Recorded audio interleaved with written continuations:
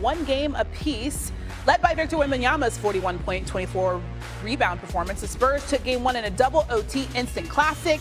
Reigning two-time MVP SGA led the way with 30 points and 9 dimes as the Thunder bounced back to win Game 2. Now the series travels to Texas, which is where we find Tim McMahon on the scene in San Antonio covering the Thunder. So howdy, Tim. Jalen Williams, he left Game 2 after just 7 minutes. What is his status ahead of tonight's Game 3? Howdy, Christine. They've got him listed as questionable with left hamstring soreness. They are saying soreness, not a strain. He did get an MRI. They're leaving open the possibility of him being able to play tonight. It is game to game, but I'll be honest with you. Talked to a lot of people around the league. I can't find anybody who wouldn't be surprised if Jalen Williams is in the lineup. You know how tricky these hamstrings can be. It was a concern enough that he left after the first quarter in Game 2, and this is the same hamstring that he strained in the second game of the playoffs. He missed the next 6 games. They thought he was fully healthy going into the series, but clearly it's come back up again. Yeah, we've only seen J-Dub in 4 games this postseason. So the Thunder were able to hold Wemby to 21 points last game. What did they do differently defensively? Isaiah Hartenstein got involved. And look, Hartenstein only played 12 minutes in Game 1. Most of those were when Luke Cornett, the Spurs' backup center, was on the floor. He barely guarded Wemby at all. They decided to go with wings like Alex Caruso, Jalen Williams, Lou Dort.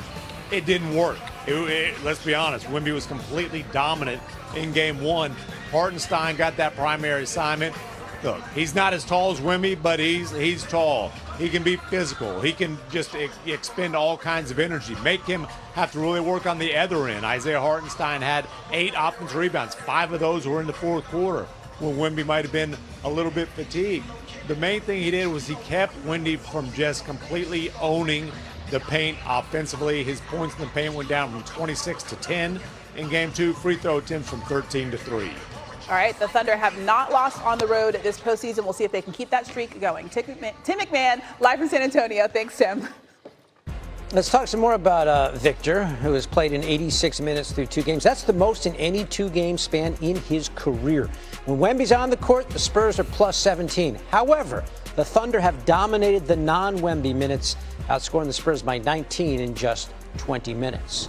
Also on the scene on that same court, in fact, in San Antonio, is our NBA reporter, Michael C. Wright, covering the Spurs. So, Michael, what are the Spurs and Wemby saying about bouncing back after that Game 2 loss?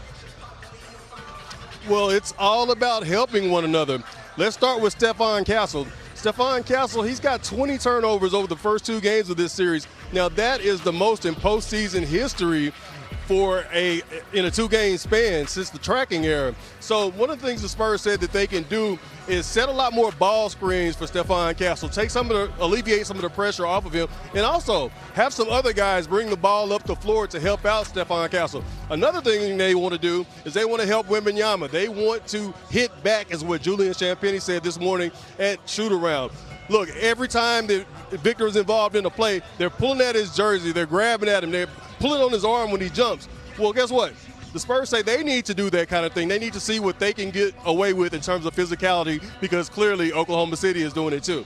All right, we'll see if they're at full strength to accomplish those means, because some significant injuries on that side. You got Dylan Harper and De'Aaron Fox. Let's start with Harper, Michael. What's going on with him? Well, Dylan Harper had an MRI on his right leg yesterday, and it turns out he's got a little bit of a right adductor injury. Now, the thought at first was that it might be a hamstring, so that's sort of a relief. Dylan will come out tonight. He'll do his pregame warm-up, and then they'll make a decision about how they'll proceed with him. He'll be one of the first players out tonight for the Spurs, so we should know pretty soon about his status. And as far as Fox goes, he originally injured his ankle in Game 4 of the Western Conference semis. He played in Game 5 and Game 6, but it got progressively worse, so they had to hold him out of Games 1 and 2. Fox, same thing with him, game time decision. He will go through his pregame warm-up, and the club will make a decision based on how he feels there. Okay, so some question marks going up into game time and tip-off. The Spurs 8-4, by the way, without Fox this season, including the postseason. Michael giving us the very latest from San Antonio.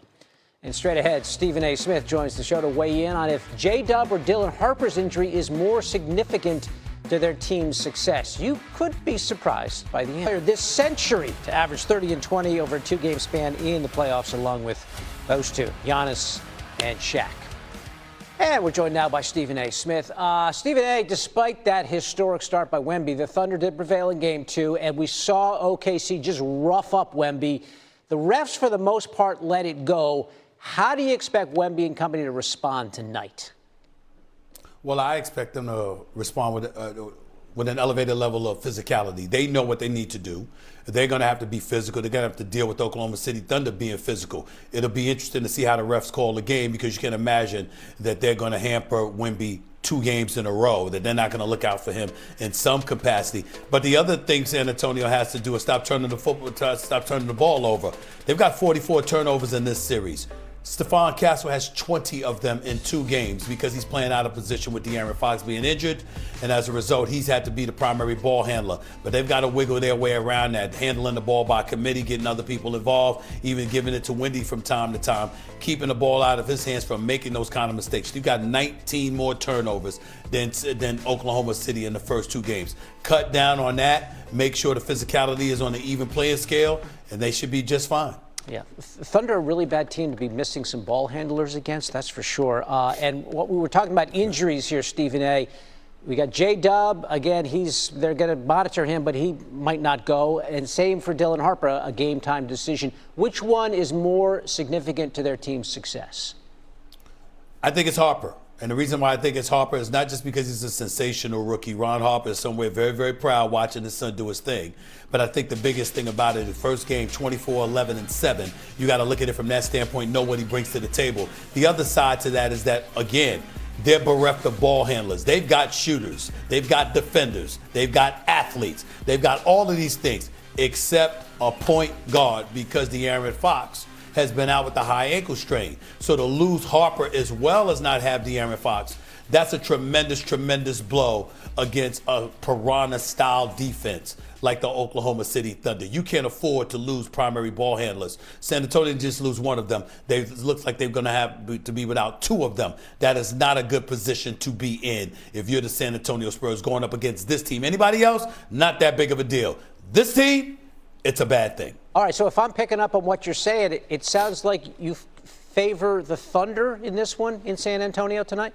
I do favor them. If both De'Aaron Fox and Dylan Harper are going to be out for this game, then you don't have a primary ball handler, and that's going to be a problem. Now, San Antonio's going to ride the momentum. Both games have been tough. We know they've got the ability to win this game, but the flip side to it is that you could easily lose it if you're turning the ball over, which is what Oklahoma City forces you to do. They've got hands everywhere. They're like octopuses. I mean, they're all everywhere. It's like every guy got 8 hands. Every time you go up with your arm, but the ball ain't with you. It's crazy. So you know this kind of defense they play, and you're going to have to neutralize them to some degree, and that's cutting down on the turnovers and being able to attack the basket, whether it's from the perimeter or inside, with efficiency, not turning the ball over. And without your 2 primary ball handlers and point guards, you don't have anybody to protect the basketball.